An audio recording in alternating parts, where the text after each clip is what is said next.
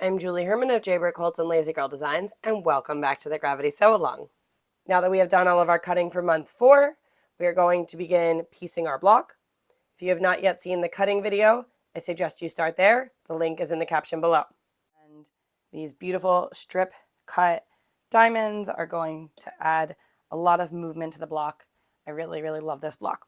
And it is assembled in 2 large triangles, and then each large triangle is broken up into a bottom and a top. Directions for this are on page 19 of your book. And we're going to get started with the top. I suggest sewing the right side and then the left, but you could do it in whichever order you prefer. I'm going to take the right and go ahead and flip it on my piece. And I did not cut my diamonds blunt here. Sometimes you'll see that I do. I don't find that it's necessary for this block because I have a sharp point here. Everything will line up just fine. So I'm just going to simply get those lined up. And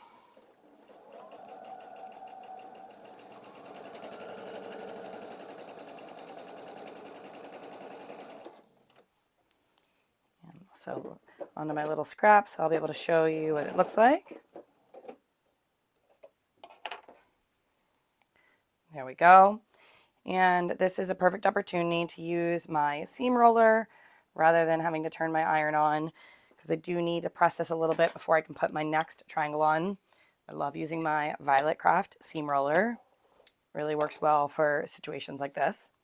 So now I'm going to grab my other triangle and flip that right sides together. And the blunt is going to line up here just like it did on the other one. And now my point is going to line up with my dog ear that was created from my other triangle. So lots of different places to double check our alignment and make sure that we're good to go. You want to make sure that my pressed open seam of my strip set doesn't flip. This is a good place, if needed, to use a stiletto.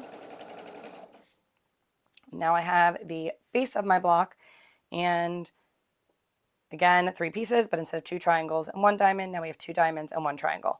So I like to begin by sewing my triangle to this diamond and then adding this one. So let's slide this one out of the way.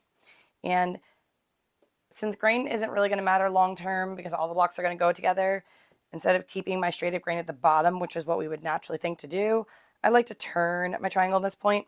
So then I'm going to have a sharp point to a sharp point and a blunt to a flat side here. Just going to go ahead and line that up. And as you've seen before, I don't really use pins when I'm just putting 2 pieces together. I will use pins at the next stage, and I'll show you that in a moment. So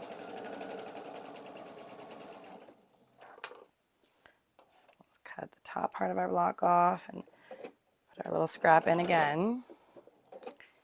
And again, this is a good opportunity to use my Violet Craft seam roller because I need to press this flat before I can add this piece.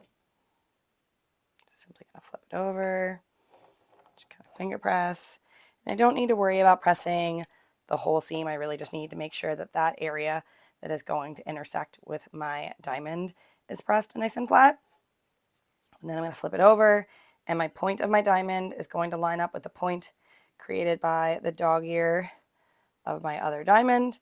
And then down here, I am going to sew to the valley. If you would like, you can go ahead and blunt additional corners like this one on your triangle if that would help you to line that up. That is an option.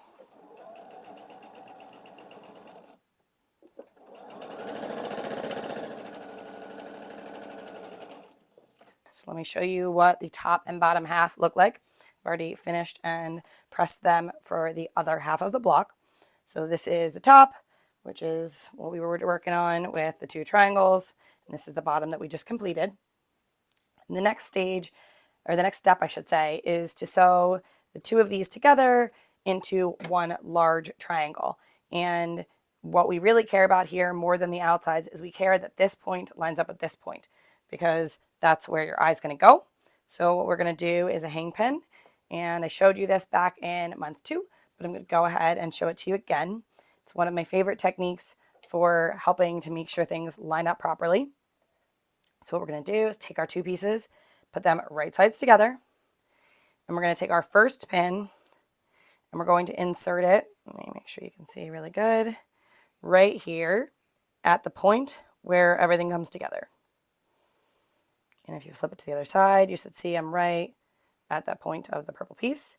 And then I'm going to go in here right at the point that is created right there.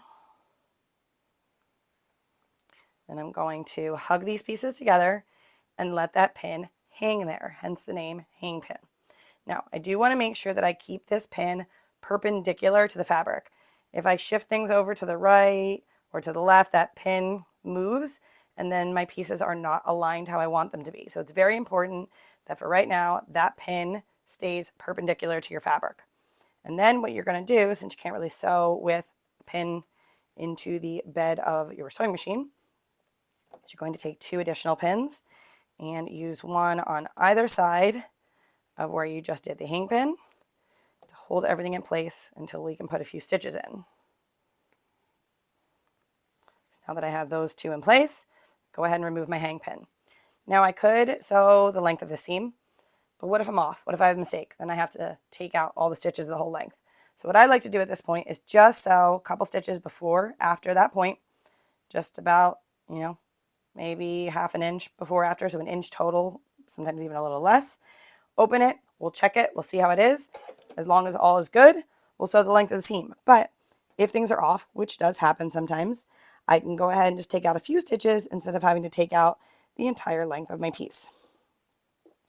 So I'm just going to start right on my piece, and I'm going to go nice and slow and use a stiletto.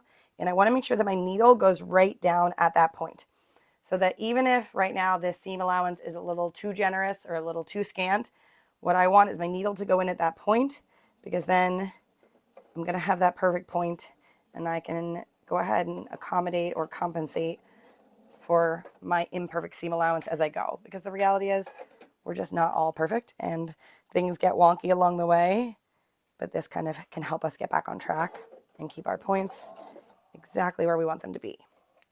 So let's see what this looks like.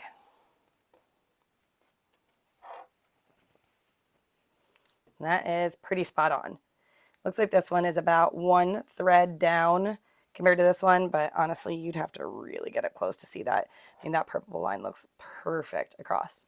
So I am quite happy with that. So you can go ahead and add extra pins now if you'd like. I don't, for something this size. If it was larger, I would. I'm just going to go ahead and sew the length of the seam. I'm not going to take the stitches out. I'm going to sew right on top of them and leave them. Just kind of think of them as like basting. Make sure my pressed open seams don't flip again. There we go. That looks great. So I will go ahead and repeat. I will press this and sew these together in the same way that I just did this. And then sew the 2 halves together.